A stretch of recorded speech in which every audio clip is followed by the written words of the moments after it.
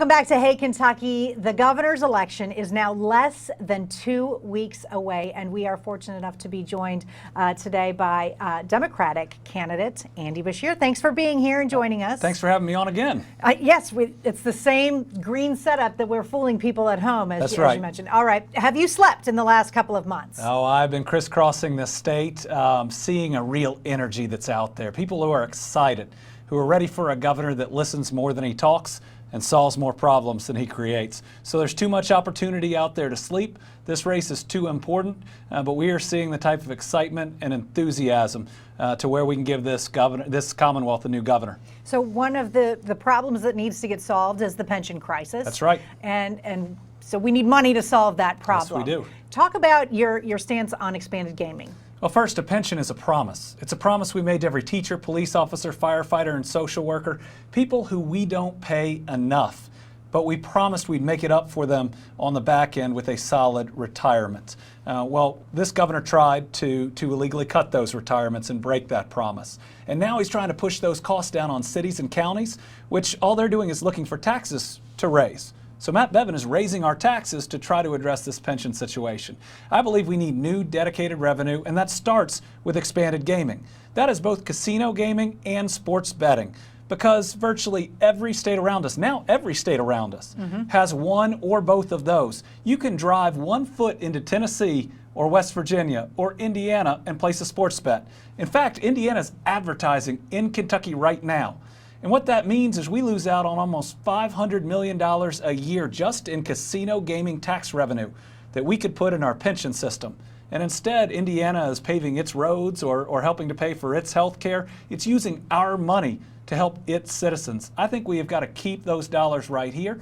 And I believe that these are entertainment dollars. Kentuckians spend over $1 billion a year already in it, and you go right across the river to Indiana, or you go down to a facility in Metropolis across from Paducah, and all you see are Kentucky license plates. Let's let our citizens have the ability to participate in expanded gaming, specifically sports betting. And there couldn't be a bigger difference in this race than that. I'm for expanded gaming. I'm for sports betting. This governor's not. So what do you make of when you hear Robert Stivers and Damon Thayer say it's dead on arrival, we're not even going to work with him if he's elected governor because we don't like him? Well, what you're seeing are two of the governor's closest friends 2.5 weeks out of an election saying what they're saying to try to help him out. This is the silly season of politics. But those are elected officials. And after this election is over, they need to take a deep breath. They need to remember that they represent the people of their districts that desperately need gaming. Look at the importance of pensions for every teacher in Robert Stivers' Senate district. Look at the importance of the retirements for police officers in Damon Thayer's districts. And I'll tell you, people out there are ready. You know, I stop at Dawson Springs a lot. That's where my dad's from in far western Kentucky. And there's always a gentleman who's been really supportive of me. But about every time the last 4 years I've left, he pulls me aside and he says, just reconsider that gaming thing. This time, he stood in front of a room of people and said it's time. He said, without this, our independent school district is ultimately paying too much in cost to help our kids. Our city is going to have trouble providing the services that it needs. This is something that the people of Kentucky are ready for, and they are going to demand from their legislature. So I feel like the Republicans have made this much more of a national campaign with the support of Donald Trump, and he'll be here the night before the election using issues of like abortion and immigration, which are much more national issues than central to Kentucky, and what the governor can even do about those issues, quite frankly. How do you make this about Kentucky and get people who may be Trump supporters to get out and vote? Well, if you look at Matt Bevin's disastrous record of attacking teachers, of tearing down public education, and of trying to tear 95,000 people off health care they have for the very first time, that's a disastrous record that, of course, he has to hide behind something else. Of course, he has to make it about something else, because if people vote on his term as governor, he will not be reelected, and he knows it. What I know is that people out there are desperate for a governor that pays attention to the issues that will actually help them. When our families sit up at night after you put your kids to bed, what are the things that you have anxieties about? You have anxiety about public education. Are my kids getting the education they need to compete globally right now. They're worried about their pensions. Is the governor going to illegally cut it again for our teachers? Is he going to come after their COLAs? Of course he is. They're worried about jobs. For so many folks out there, if they're lucky enough to have a job, their wages haven't gone up, but gas and groceries seem to go up every single month. And they're worried about health care. They're worried about the cost of pharmaceuticals. They're worried about whether they can take their kids or their parents to see a doctor when they're sick. Those are all issues where Matt Bevin is wrong and we are right. That we can be an administration that helps every family, because those issues, public education, pensions, health care, and jobs, they're important to everybody.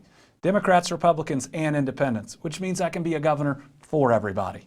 The opioid crisis is certainly something that has taken a front row seat in not only this election, but the Attorney General's race, all across the board. As Attorney General, it was such a huge thing for you as well. Right. But there, of course, have been, Matt Bevin has brought up several times the fact that you may have actually made money from some of these pharmaceutical companies. So I've been the most aggressive Attorney General in the country at going after opioid makers and distributors. The numbers don't lie.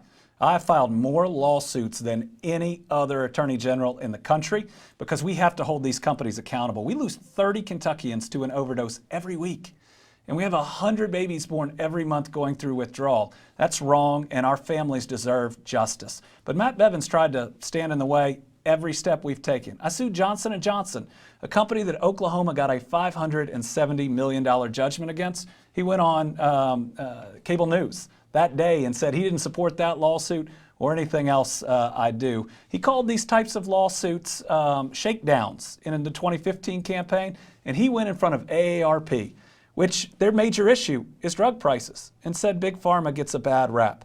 There couldn't be a bigger difference between me and this governor, and he will say anything to get reelected. This is the same governor that says somebody commits suicide on the floor of a casino every single day.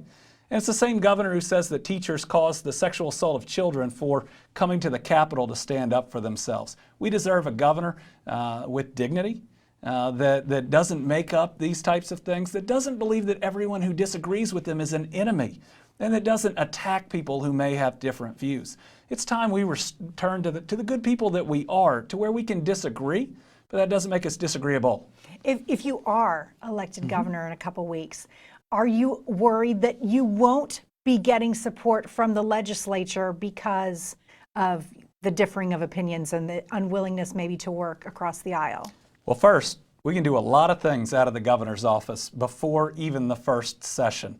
For instance, I'm going to give the state a whole new Board of Education, one that cares more about our students than a for-profit charter school company.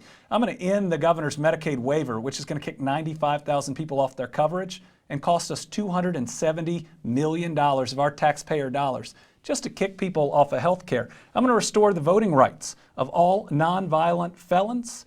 And we're going to do all of that just in the first week. But then no, when the legislature shows up, we're going to do two things. First, let's change the tone.